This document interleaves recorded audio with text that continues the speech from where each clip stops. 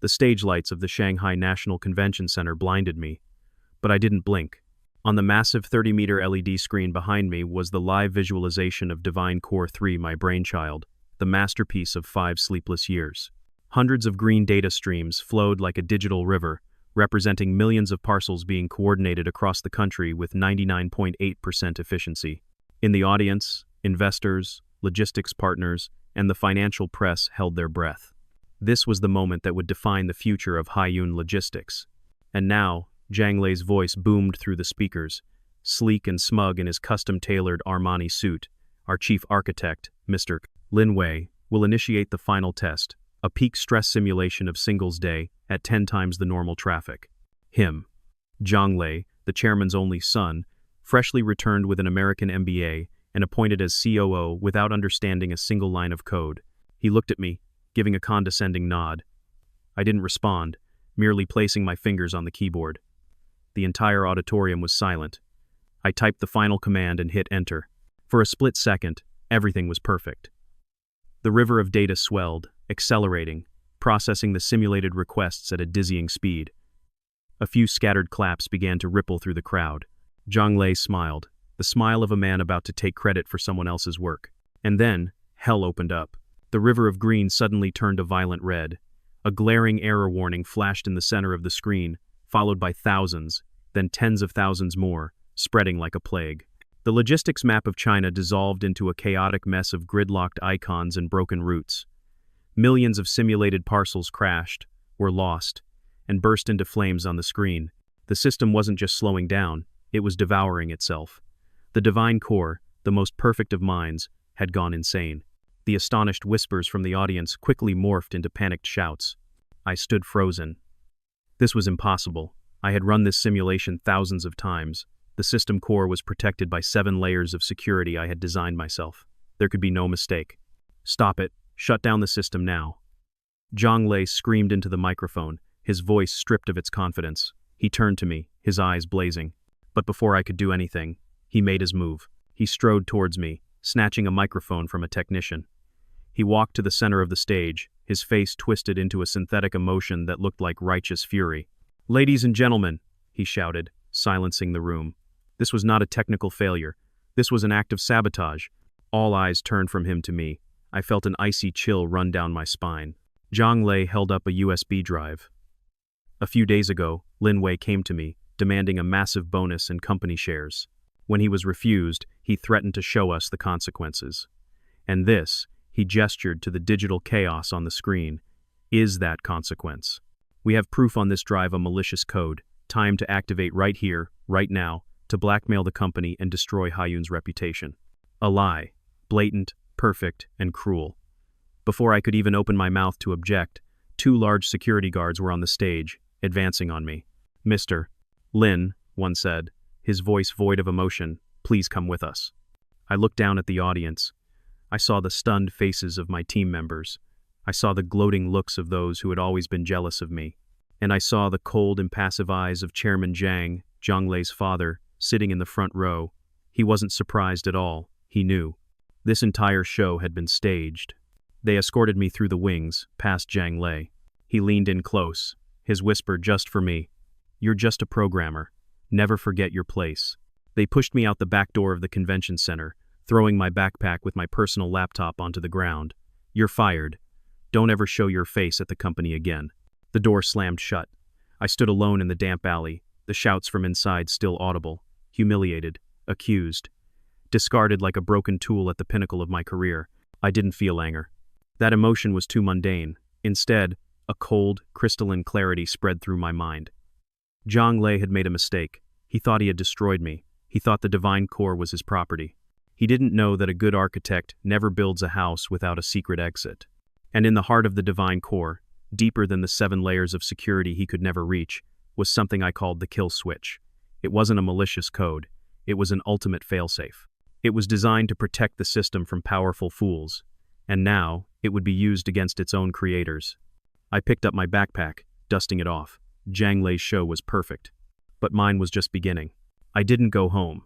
My apartment, with its view of the Huangpu River, now felt like a glass cage. Instead, I went to a modest hotel in Pudong, paying cash for a week. The room was small, with just a bed, a desk, and a power outlet. It was enough. I plugged in my laptop and connected to the public Wi-Fi through 3 layers of a VPN. Security first. The first thing I did wasn't look for a job or call a lawyer. I opened a code editor and started writing. Not a new system, but a diagnostic tool. A tiny digital bug, designed to monitor the health of the divine core remotely through public channels. I needed to know what my enemy was doing. The financial press exploded. Disastrous launch for Haiyun Logistics, chief architect's betrayal, the future of AI logistics in question. My name and the picture of me being escorted out were everywhere. My social media accounts were flooded with thousands of angry comments. They called me a traitor, a Judas of the tech world. I read it all, dispassionately, gathering information. Zhang Lei was playing the media game well. He had made me the perfect scapegoat. 2 days later, Ni, a young programmer from my team, sent me an encrypted message through a secure app I had installed for all of them. "Mr. Wei, things are not good. They're making a mess." "Be specific," I replied. Zhang Lei fired all our project leads. He brought in a team from some consulting firm called Nova. They don't understand the Divine Core's architecture. They're trying to patch the system by removing the security protocols you built. They say they're too complicated. I almost laughed. Complicated. They called the fortress walls protecting a treasure complicated. It was the classic mistake of the arrogant, to dismiss what they couldn't understand. I didn't ask Ani to be a spy. She was smart enough to know what to do and loyal enough not to betray me. She was simply updating me on the health of our child. I spent the next 3 days liquidating my old life. I called my landlord to terminate my lease. I sold my sports car. I withdrew my life savings and converted it into various other assets. I was erasing the trail of Lin Wei, chief architect of Haiyun. The world needed to believe I was broken and hiding in shame. In the small hotel room, I worked 18 hours a day. My diagnostic tool was complete. It was like a doctor's stethoscope, allowing me to listen to the Divine Core's heartbeat. And what I heard was alarming. The system had a fever. The patches from the Nova team were like using duct tape to fix a jet engine. Minor system errors began appearing across the network. A shipment in Chengdu was misrouted to Guangzhou. A fleet of trucks in Beijing was stuck in an endless routing loop. Small incidents, not enough to cause a catastrophe, but enough for the major clients to start noticing. On the 6th day, I received a call from an unknown number. "Is this Mr. Lin Wei?" The voice on the other end was familiar. It was the secretary of Mr. Li, the CEO of Prosperity East, one of Haiyun's 3 largest clients. Speaking. "Mr. Li would like to see you. A private meeting. He says it's very important." There it was, the first crack. "I no longer work for Haiyun," I replied, my voice neutral. "We know. That's why we're calling you. Tomorrow, 10 a.m., at the old Shanghai tea house in the French concession. Just you and him." The line went dead. I looked out the window. Shanghai at night was as brilliant as ever. The Haiyun Logistics building was lit up, the Nova team probably working hard.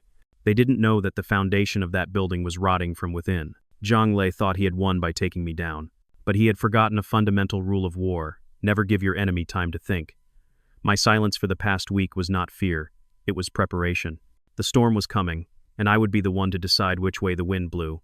The old Shanghai tea house was tucked away in a quiet alley, a stark contrast to the glittering skyscrapers of Lujiazui.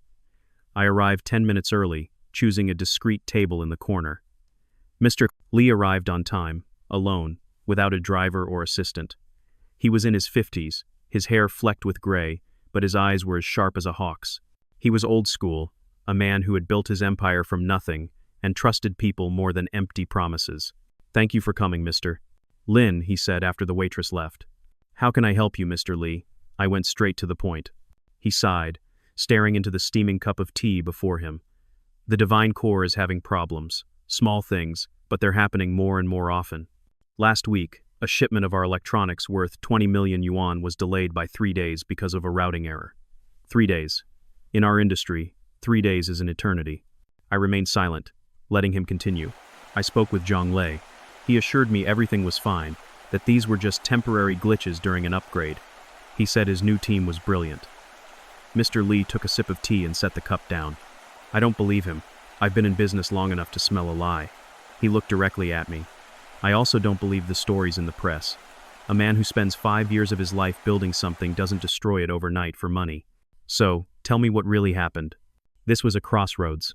I could tell him the whole truth. about Zhang Lei's charade, about the board's conspiracy. But that would put me in a passive position, a victim seeking pity. That was not my way. What happened is no longer important, I replied. What's important is that the divine core, as you know it, is dead. The system running now is just a reanimated corpse. It won't collapse immediately, but it will decay, causing greater and greater damage. Mr. Li's eyes narrowed. You're so certain? I created it. I know its every heartbeat, and I know that the people fixing it are killing it. Silence hung over the table. Mr. Li was evaluating me, weighing the risks. Prosperity East depended on Haiyun for 80% of its supply chain. Pulling away would be a logistical nightmare, but staying with an unreliable system was worse. So what are we supposed to do? He finally asked. That's your decision, I said. But if I were you, I'd start working on a contingency plan. Do you have a suggestion? This was my opening. I'm starting a logistics technology consulting firm. It's called Meridian Intelligence. We don't provide operational services. We provide solutions. We can analyze your system, identify your vulnerabilities, and build you an independent platform to ensure your operations continue uninterrupted, no matter what happens to Haiyun. Mr. Li was a quick thinker. In other words, you're offering to build us a lifeboat. Precisely. A custom-built lifeboat, powerful enough to become a warship if necessary. He nodded slowly. That sounds expensive, and time-consuming. Less expensive than your entire supply chain being paralyzed. And I can have a working prototype in 1 month. I said it with confidence, because I had already started building it on my first day in the hotel. 1 month? He raised his eyebrows, clearly impressed. It took Haiyun 3 years to build our first version. They were building from scratch. I already have the blueprint in my head. Mr. Li leaned back, his fingers tapping the table. He was calculating. The risk of trusting a man the world had just labeled a criminal versus the risk of trusting an arrogant fool. All right, Mr. Lin, he finally decided. Send me a proposal, discreetly. No one at Haiyun can know about this. If what you say is true, and their system continues to degrade, you'll have your first contract. We shook hands. His grip was firm, a sign of conditional trust. As I left the tea house, I knew the first crack had appeared in Haiyun's fortress wall. It was small, but the water would start to seep through, and I would be there, ready with a bucket to catch it all. That night, Ani sent me another report. Mr. Wei, today the system routed a shipment of temperature-sensitive vaccines from Tianan Pharmaceuticals to a regular, non-refrigerated warehouse. Estimated losses are over 50 million. Zhang Lei is trying to cover it up. I saved the message. Another brick loosened. Zhang Lei's wall wouldn't stand for long. The consulting contract with Prosperity East was a start, but I needed more. I needed a fortress.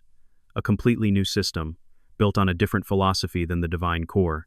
Divine Core was designed as a centralized system, powerful but vulnerable if the core was compromised.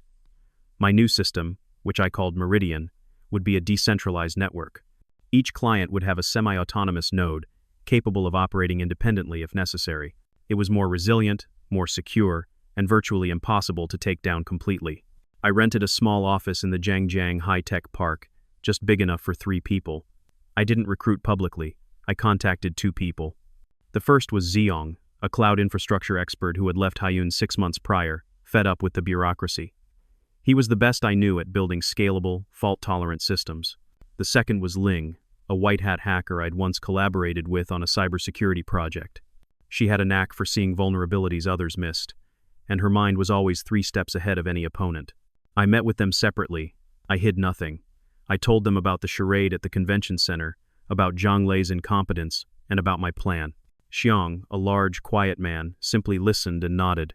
When I finished, he asked only one question: when do we start? Ling was different. She grinned, a mischievous glint in her eye. Getting revenge on a massive corporation by building better tech and stealing all their clients? I'm in. We had a team, the 3 of us, working in silence, racing against time. I was the architect, Xiang built the foundation, and Ling tested and secured it. We operated like a well-oiled machine. Long days turned into sleepless nights. Our office filled with the smell of coffee and the constant click of keyboards. The project for Prosperity East was the perfect cover. Under the guise of building a backup solution, we were actually building the first node of the Meridian network. Mr. Li had given us limited access to their logistics data, which was all we needed. We created a shadow feed of their data stream, allowing us to simulate and optimize our system in real time without anyone at Haiyun knowing. Meanwhile, Haiyun continued its self-destruction. Ani's reports grew more alarming. The Nova team, in their attempt to simplify the divine core, had inadvertently created severe security loopholes. The route optimization algorithm, the heart of the system, had been tampered with so much that its efficiency dropped to just 80%. To a layman, that still sounded high. But in the world of logistics, that 20% inefficiency translated to billions of yuan wasted on fuel, time, and labor. The clients were beginning to feel it. Not in major catastrophes, but in 1,000 tiny cuts. Average delivery times increased by 15%. Operating costs rose by 10%. End customer complaints soared. They called Haiyun and received empty promises from Zhang Lei and his sales team. I didn't have to do anything. Zhang Lei's incompetence was my most effective marketing tool. One evening, Ling called me over to her computer, her expression serious. "Wei, look at this. I think I found something." On her screen was a series of encrypted data packets leaving Haiyun's main server.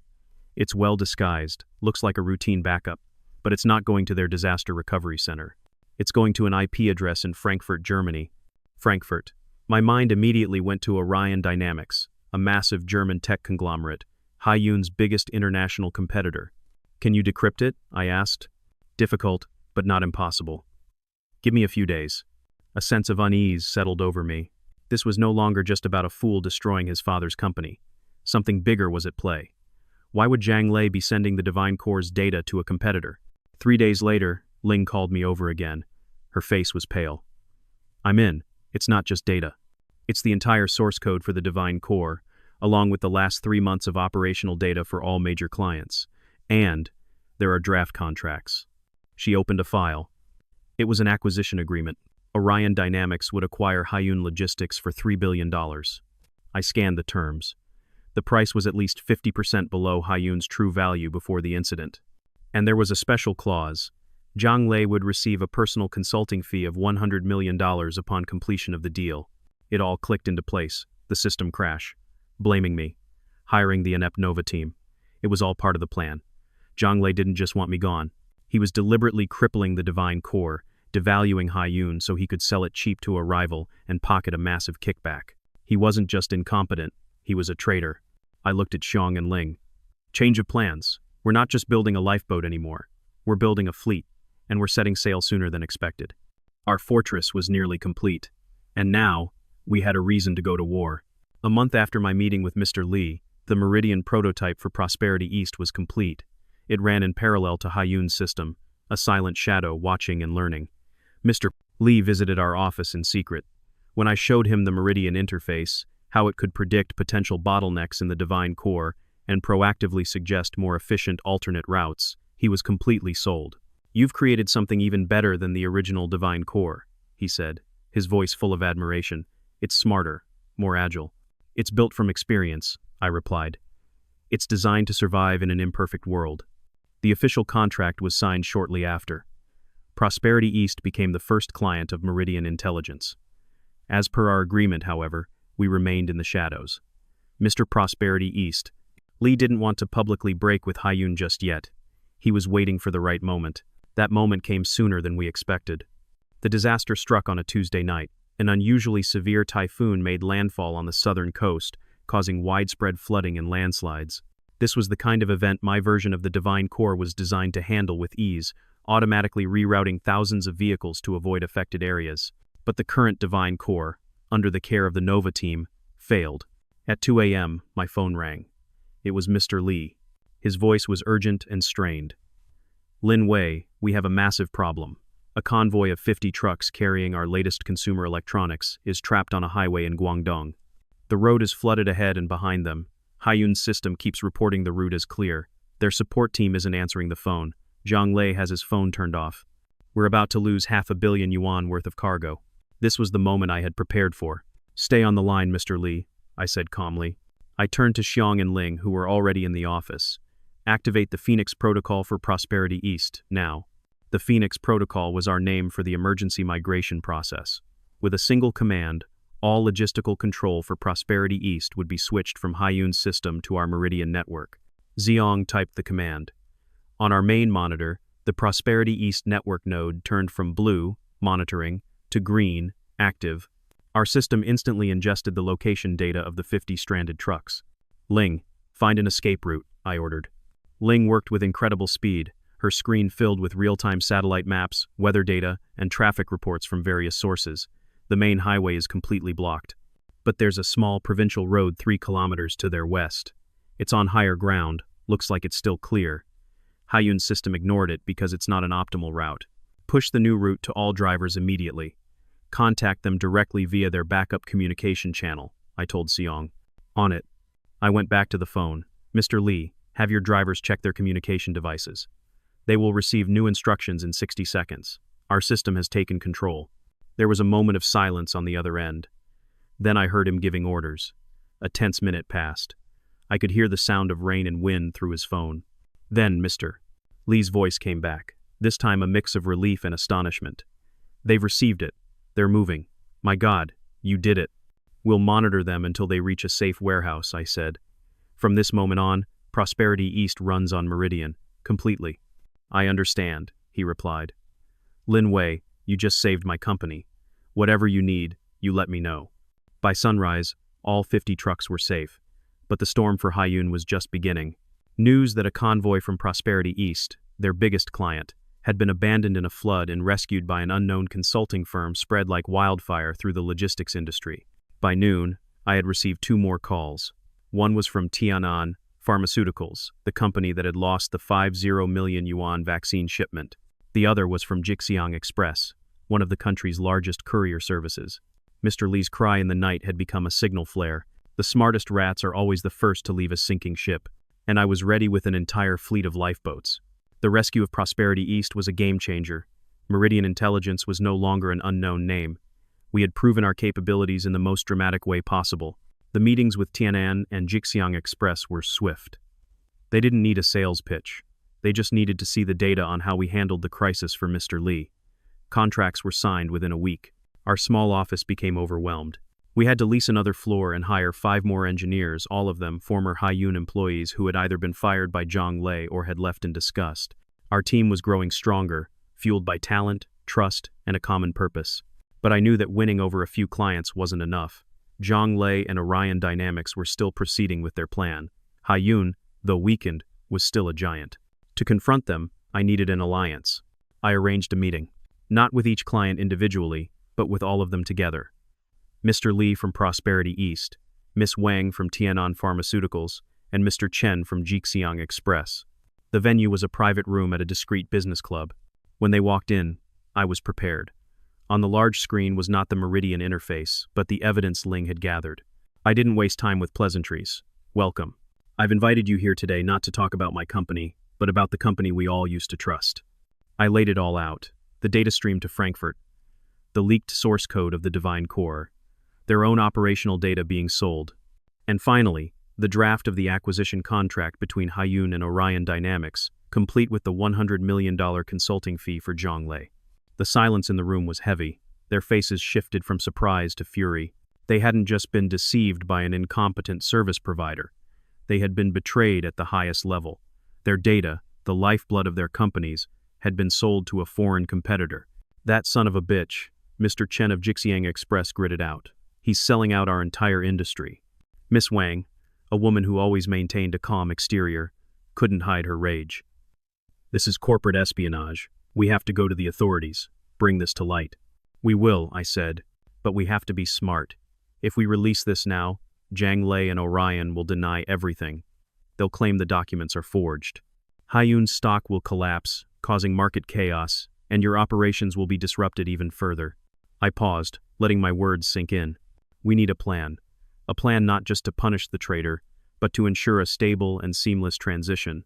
We need to control the narrative. Mr. Lee, who already knew part of the story, spoke up. What's your plan, Lin Wei? This was where I placed my biggest bet. Orion and Zhang Lei are waiting for an event to finalize the deal. An event big enough to make Haiyun's collapse look natural.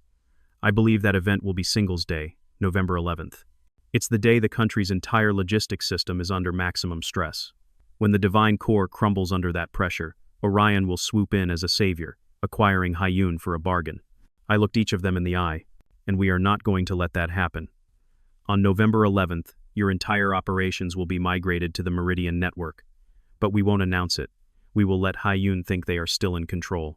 And when their system freezes, we will already be somewhere safe. And then? Miss Wang asked. Then, I said, at the moment of maximum chaos, when Zhonglei and Orion have no time to react, we will release all of this evidence.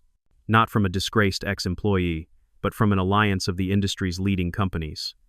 We won't just be exposing a traitor, we will be setting a new standard for trust and security in logistics. It was a bold, risky plan. It required their absolute faith in me and my system. They looked at each other. There was hesitation, but also a shared resolve. They had been backed into a corner, and I was offering them a weapon to fight back. Finally, Mr. Li nodded. We're in. Miss Wang and Mr. Chen agreed. The alliance was formed. Not on paper, but with a handshake and a common enemy. We were no longer individual actors trying to survive. We were a force, ready for a fight that was now inevitable. The weeks leading up to November 11th passed in a state of controlled, intense tension.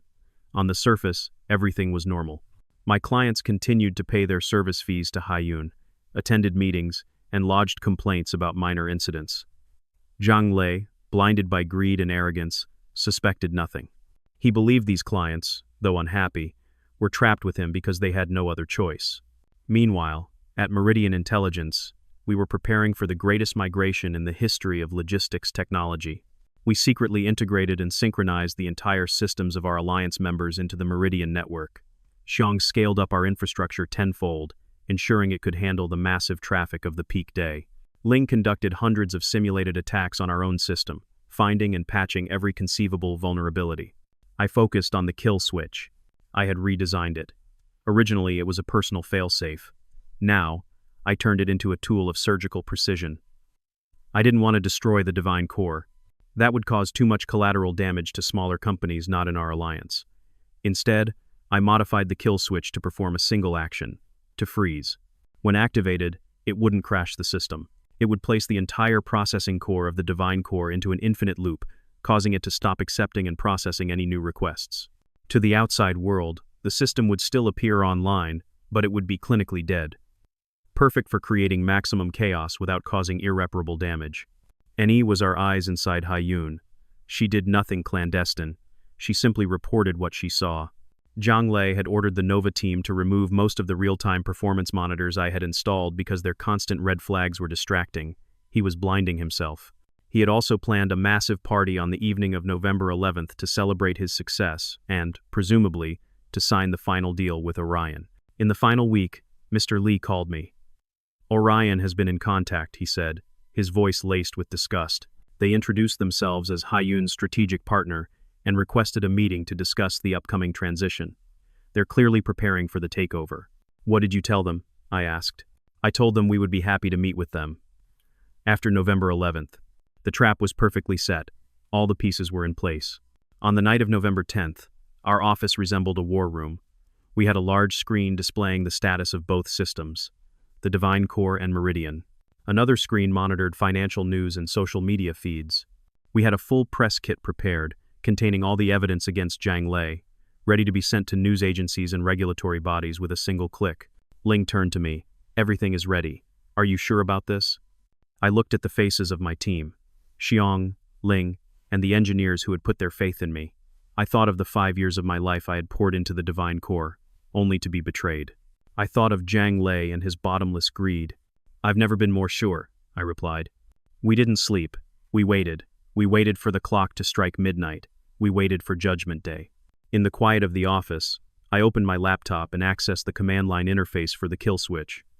The cursor blinked on the black screen, a calm heartbeat in the coming storm. It would only take one command, a single word.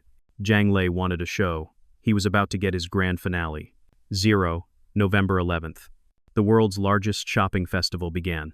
On our monitors, the Divine Core's traffic graph shot up like a vertical wall. Millions of orders flooded the system every second. Distribution centers, truck fleets, and cargo planes across the country spun up to full capacity. For Haiyun, this was the ultimate test. For us, it was the opening bell. For the first hour, the Divine Core, weakened as it was, managed to hold on, but I could see the signs of strain. System response times were climbing. Minor errors were popping up with increasing frequency. The Nova team was undoubtedly scrambling to put out fires everywhere. Zhang Lei, probably enjoying his first glass of champagne at his party, had no idea his ship was sailing directly into an iceberg.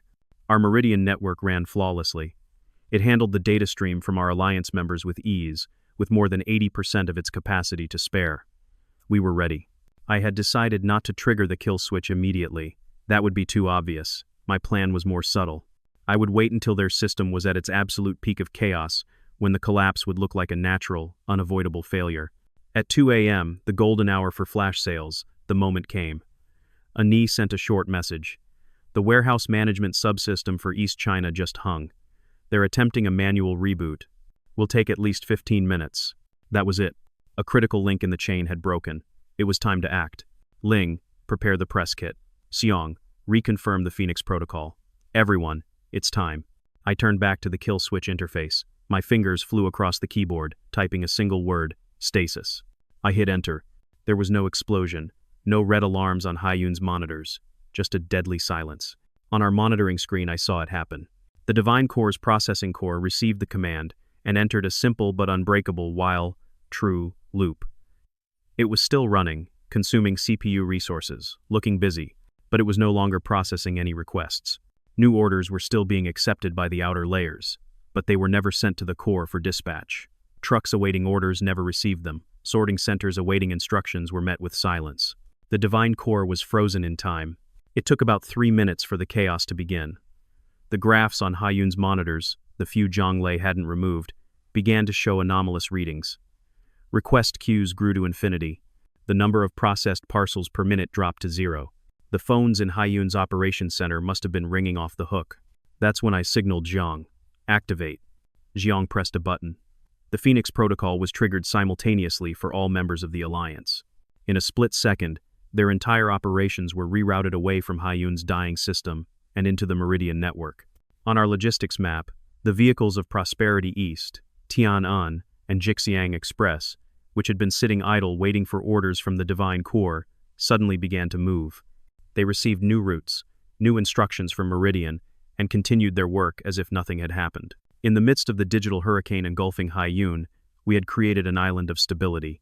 I picked up my phone and composed a message. A single text, sent simultaneously to a list of CEOs and COOs of Haiyun's other major clients who were not part of our alliance. The message was simple. Haiyun's system has collapsed. If your supply chain is paralyzed, we have a solution. Contact Meridian Intelligence now. No explanation, no sales pitch, just a life raft thrown into the ocean. Then I turned to Ling. Send it. She clicked the mouse. The press kit, with all the evidence, was sent to the 3 largest financial news agencies and the Securities Regulatory Commission. The trap had sprung. The game was over. In our office, no one said a word. We just watched the monitors, witnessing the fall of one empire and the birth of another. The response to my message was almost instantaneous. Our company's single phone line began to ring incessantly. We had to set up an automated response system to handle the calls. Dozens of companies, from multinational corporations to rising e-commerce businesses, were in a state of panic. Their supply chains were completely paralyzed. Our plan had accounted for this. We couldn't onboard all of them into the Meridian network at once, but we could provide temporary first aid. We set up an emergency consulting service, guiding their IT departments on how to temporarily switch to manual operations and prioritize their most critical shipments. It was a chaotic solution, but it was better than nothing. Meanwhile, the news of Zhang Lei's betrayal began to break. The first news agency published its story at 4 a.m. under a sensational headline, Inside Haiyun Logistics, a plot to sell out the company to a foreign rival. The article cited the leaked documents, emails, and draft contracts. The financial world was rocked. At Zhang Lei's party, I could only imagine the scene. His smugness turning to disbelief, then to panic as the calls started pouring in. He must have tried to contact the Nova team, only to realize they were powerless against a system that was frozen from the inside. By 6 a.m., Haiyun's stock value in pre-market trading had evaporated by 70%. The Securities Regulatory Commission announced a trading halt on the stock, pending an investigation. The representatives from Orion Dynamics in Shanghai were reportedly rushing to the airport, trying to escape the mess they had helped create. The Great Migration had begun, not just of data, but of trust. Throughout the day, we signed 5 more major contracts. These companies had no other choice. They had seen what we did for our alliance. They knew we were their only option. Our team worked tirelessly. We established a new client onboarding process that took only hours. By the end of the day, Meridian was handling over 30% of the total logistics traffic that had previously belonged to Haiyun. We had become a major market player overnight. In the afternoon, I received a call from Chairman Zhang. His voice on the phone was stripped of its authority, filled only with fatigue and defeat. "Lin Wei, it's me." "I know," I replied. "You did all of this, didn't you? Freezing the system." "I simply prevented a greater crime," I said, my voice cold. "You knew about your son's plan, didn't you? You sat there, in that auditorium, and watched him destroy me." A long silence followed. I made a terrible mistake. I trusted him too much. "Can you fix the system? We'll pay anything." I almost laughed. "The divine core is dead, Chairman Zhang. I didn't kill it, you did. There's nothing left to fix." I hung up. There was no satisfaction. Just the hollow feeling of a chapter of my life finally, definitively closing. That evening, the news reported that Zhang Lei had been taken into custody by the economic police from his home for questioning. The photo of him in handcuffs, his face a mask of disbelief, went viral. His show had ended in disgrace. In our office, the tension finally broke, replaced by an exhausted but triumphant energy. We had done the impossible. We hadn't just survived. We had won. Jiang opened a bottle of champagne. We raised our glasses. There were no long speeches, just a shared understanding among people who had fought a silent war together. I looked out the window towards the Haiyun building. Most of its floors were dark. An empire had fallen. And on its ashes, we would build something better. Something built on competence, honesty, and above all, trust. 6 months after that fateful night, the landscape of China's logistics industry had been completely redrawn. Haiyun Logistics, unable to recover from the blow, had filed for bankruptcy. Its assets were carved up and auctioned off.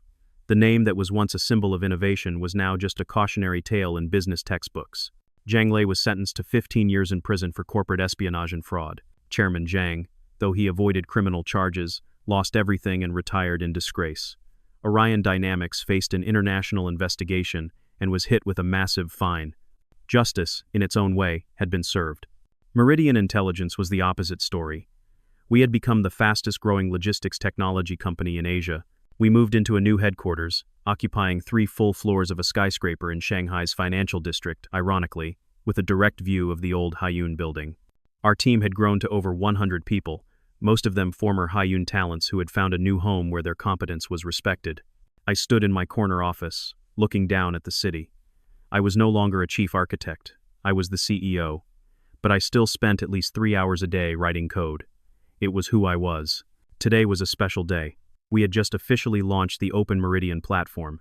Unlike the Divine Core, which was a closed and proprietary system, we decided to open source parts of Meridian's core.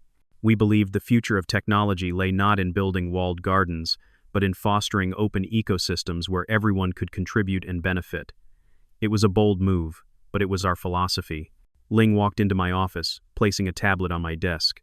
First report on the open platform. Over 1,000 developers registered in the first hour. And look at this. She pointed to a name on the list. An EI. She had left Haiyun after the fallout and taken time off to finish her master's degree. Now, she was one of the first contributors to our project. I smiled. Send her a job offer. Head of Research and Development. Knew you'd say that. Ling grinned and walked out. On my desk was a letter. It had arrived last week, but I'd only just opened it. It was handwritten, from Mr. Li. He didn't talk about business. He thanked me for showing him that in this world, trusting the right people was still the best investment one could make. With the letter was a rare set of Zisha teapots. My phone vibrated, a text from an unknown number. "I hear you're doing well. Never make my mistake. Good luck." No name.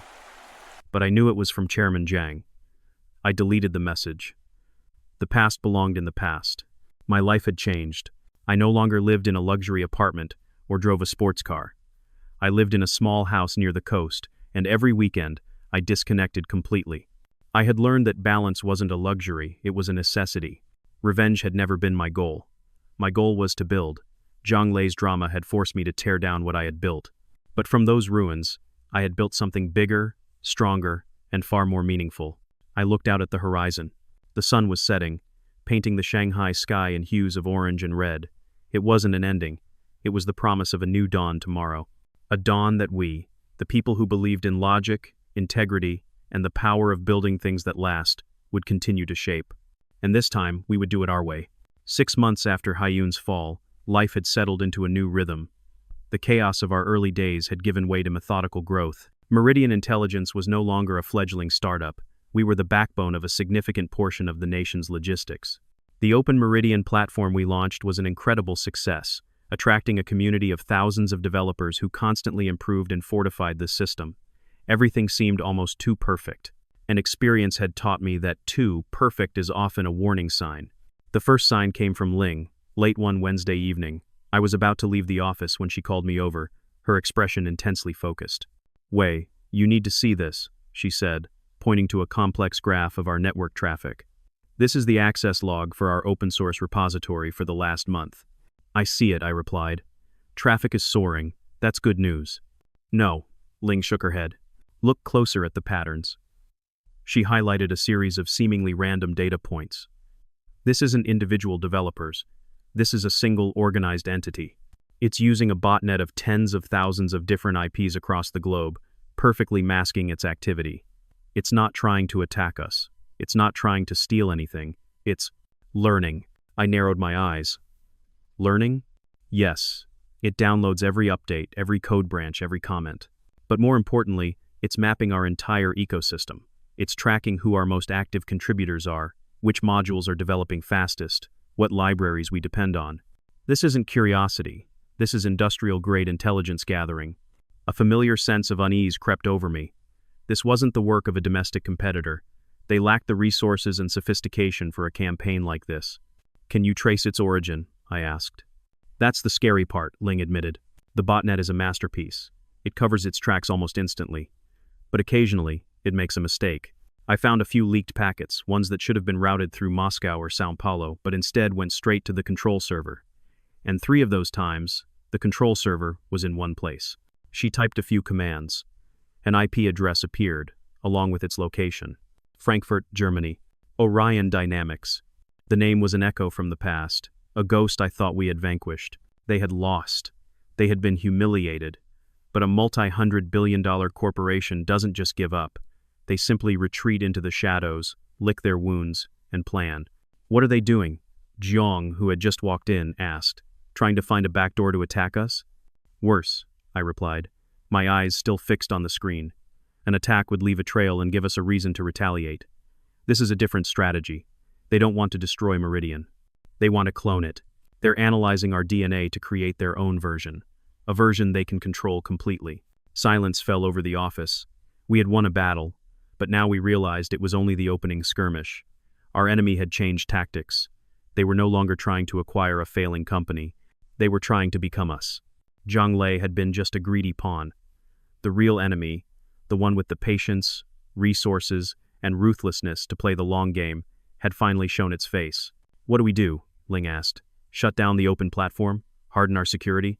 I thought for a moment. Doing that would be the reaction they expected.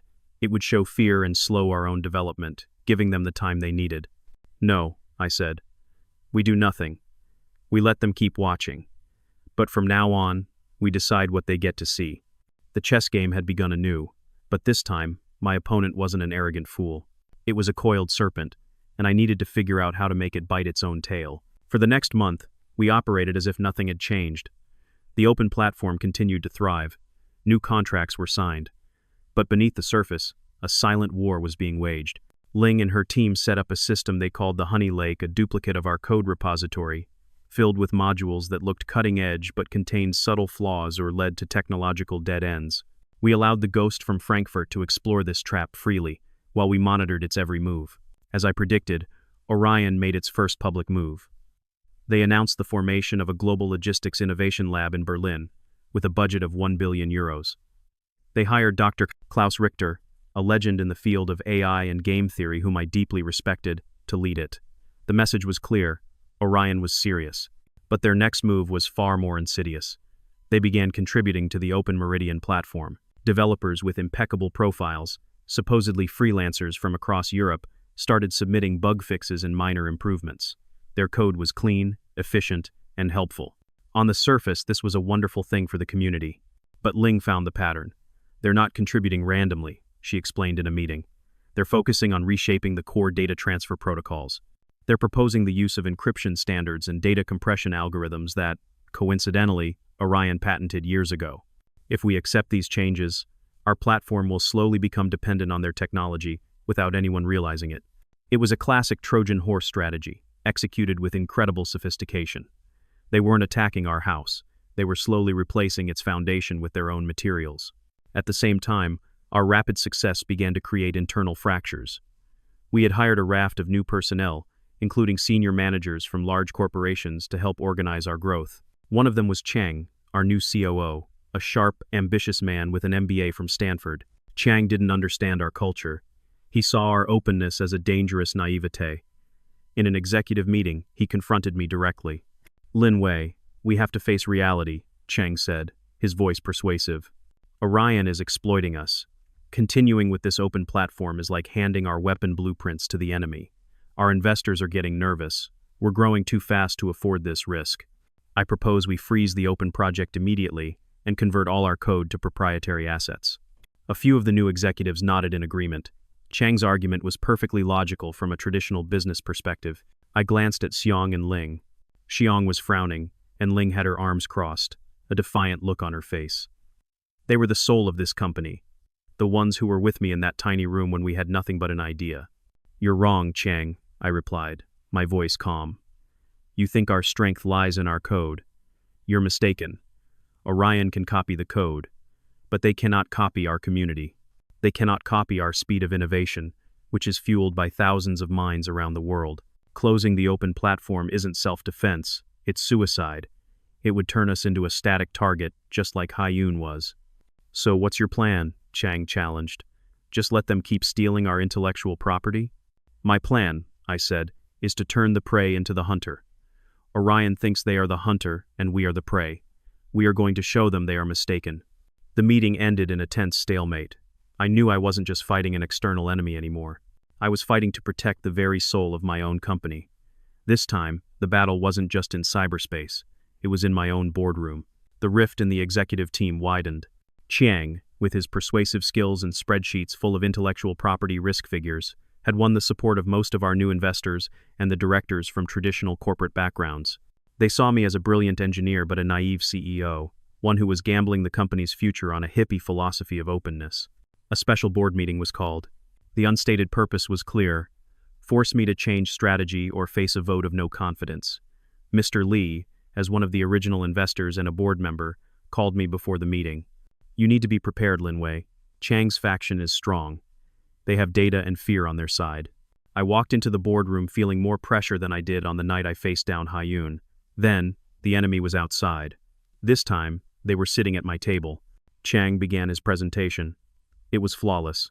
He analyzed Orion's moves, pointed to their code contributions as spreading viruses, and presented an alarming financial forecast of potential losses from a diminished competitive edge. "We are building a ship," he concluded, "and our open philosophy is allowing Orion to drill holes below the waterline. We must patch those holes before it's too late." All eyes turned to me. The silence was heavy. I didn't stand up. I didn't use slides. I just looked directly at each board member. "Chung is right," I began, surprising everyone, including Chung. "He is right that Orion is trying to exploit us. He is right that there are risks. But he is wrong about the nature of our strength, and therefore, he is wrong about how to defend it." I paused. Centuries ago, the Great Wall was built to keep out invaders. But history has shown that even the greatest walls can be bypassed, or worse, captured by the enemy and used against you. Closing our open platform is like building such a wall. It will make us slow, isolated, and vulnerable. "So what's the solution?" an investor asked. "The solution is not to build higher walls. The solution is to turn our entire territory into a place where the enemy cannot survive. Orion thinks this fight is about source code. We will show them this fight is about the ecosystem." I outlined my plan, a plan my core team and I had been secretly preparing. First, we will not close the open platform. We will accelerate it. But, I emphasized, we will build something on top of it. A proprietary orchestration layer powered by our most advanced AI. The open platform will be the operating system, free for all. But the orchestration layer, the thing that turns raw data into true intelligence, will be our premium service. Orion can copy the OS, but they cannot copy the brain. Second, we will turn Orion's contributions against them. Ling's team will analyze their code, figure out the technological direction they're heading, and then we will publicly release competing modules, better and completely free, devaluing their patents before they can even become valuable. And finally, and most importantly, I look directly at Chang. We will not fight alone. We will launch the Meridian Alliance program. The silence in the room was now absolute. This was a move no one, not even my own team, had fully anticipated. The battle for my company's soul was at its peak, and I had decided to bet everything not on walls, but on bridges. The Meridian Alliance program, I explained, will change the game entirely. Instead of just offering open-source code, we will proactively partner with every small and medium-sized tech and logistics company across China. We will give them access to our premium orchestration layer at an extremely low cost, or even for free for the first year. Chang immediately objected. That will kill our revenue. We're giving away the crown jewels. No, I countered. We're not giving. We're investing. In return, our alliance partners will share their anonymized operational data with us. The more partners who join, the smarter our orchestration layer becomes. We will create a network effect that Orion can never replicate. They have money and scientists. We will have the data of an entire nation. I turned to the board. Orion is playing a game of chess. They are trying to capture individual squares, individual technologies. But this is not chess. This is Go. We will not fight for individual pieces of territory. We will surround the entire board. Any company in China that wants an intelligent logistics system will face a simple choice: partner with a foreign giant trying to manipulate the market, or join a domestic alliance where the strength of each member reinforces all the others.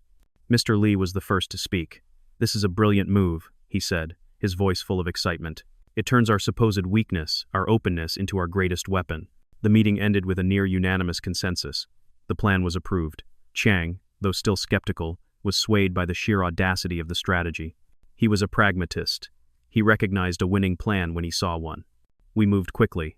Within 2 weeks, we organized a summit, inviting hundreds of CEOs from our target companies. The announcement of the Meridian Alliance program sent shockwaves through the industry. Our offer was too compelling to refuse. The response from Orion came later than I thought. They were clearly caught completely off guard. They had been preparing for a technological war of attrition, and we had turned it into a popular uprising. They were forced to accelerate their own plans. A few weeks later, they announced a multi-billion-dollar acquisition of Velocity Express, one of the 5 largest remaining logistics companies in China that hadn't partnered with us. It was a desperate attempt to gain a market foothold and a large enough data source to compete. But that move exposed their true intentions. The acquisition of a critical domestic logistics company by a German conglomerate raised red flags with regulatory bodies. An antitrust investigation was launched. Orion's history with Haiyun was dredged up again. They had put themselves directly in the spotlight. One evening, while analyzing Velocity Express's moves post-acquisition, Ling discovered something even bigger. Wei, this isn't just about competing in the Chinese market. Look at the technology standards Orion is imposing on Velocity. They're perfectly compatible with Industry 4, the German industrial standard, and they are completely incompatible with the standards our own government is promoting. I understood instantly. They don't just want market share. They want to impose a standard. Orion's goal wasn't to defeat Meridian intelligence. Their goal was to make Meridian an isolated system, dominant in China but unable to connect with the rest of the world. They were trying to build a global logistics bridge connecting Europe and Asia, and they wanted to be the ones collecting the toll. This fight was no longer about my company. It was about who would write the rules for the future of global trade. The stakes had just been raised to an unimaginable level. The next 6 months were a fierce arms race. But the weapons weren't missiles. They were protocols and lines of code. The Meridian Alliance grew into a true force. Over 200 companies joined, creating a massive sea of data that helped our AI learn and evolve at a breathtaking pace. Our orchestration layer became so intelligent it could predict traffic jams before they even happened, based on weather patterns and social events. Orion and their subsidiary, Velocity Express, tried to compete, but they were like someone trying to learn a new language from a dictionary while we were living and breathing it every day. Their acquisition became bogged down in regulatory hurdles. Scrutinized and tarnished by the Haiyun affair, they had lost the market's trust. Our victory was sealed on the day the Ministry of Industry and Information Technology announced the national standards for intelligent logistics. Those standards, to no one's surprise, were built upon Meridian's core framework. We hadn't just won the war, we had become the standard. Chang had become one of my strongest supporters. He had witnessed the power of the ecosystem and became the chief architect of the alliance program, using his business talents to expand it rather than suffocate it. Our internal conflict was resolved. We had found the balance between open innovation and sharp business strategy. One afternoon, Mr. Lee came to my office, unannounced. He was no longer just a client or an investor. He had become a mentor and a friend. "You've won the war for China, Lin Wei," he said, as we looked out at the city from my window. "But do you know why Orion really failed? Because they underestimated us?" I guessed. "Not just that," he shook his head. "They failed because they tried to conquer. You succeeded because you collaborated. You didn't try to be the only king. You created a round table." His words stuck with me long after he left. That evening, I didn't go home right away. I stayed in the office and opened a video call. On the other end were not partners from Shanghai or Beijing. They were the founders of promising logistics tech startups in Singapore, Seoul, Jakarta, and even Bangalore. They had heard about the Meridian Alliance. They wanted to know if the model could be applied in their own countries. I looked at the young, passionate faces on the screen. I saw an image of myself, Xiong, and Ling in that tiny room, all those years ago. "Tell me about your challenges," I began. The war with Orion had taught me a valuable lesson. The future wasn't about building a single monolithic global empire. It was about building a network of regional alliances, each strong in its own right, but all able to communicate with each other through a common, open language. The battle for China was over, but a new, much wider horizon was opening up. The battle for the global standard had just begun. This time, I wasn't fighting for revenge or for survival. I was fighting to build a future that was more connected, more efficient, and more equitable. I looked at the world map on my computer screen. It was no longer a collection of markets to be conquered. It was a network of potential partners. And I was ready to start building bridges.